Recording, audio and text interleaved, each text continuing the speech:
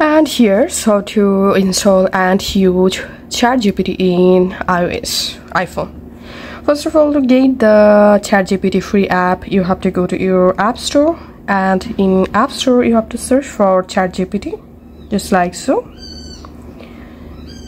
And here, as a search results, you'll find here the official ChatGPT app. So all you have to need, go ahead and install this free ChatGPT app in your iPhone. Once the app successfully installed, if you're first time, then you have to sign into your account, or you can create a free account. So open the ChatGPT app and log into your account. Now you can tap on this message box and you can write something here. And that's all. You can write something in ChatGPT app to get beautiful results.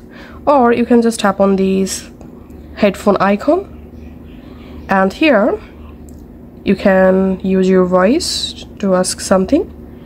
Hey, provide me with some tips on how to improve my writing skills.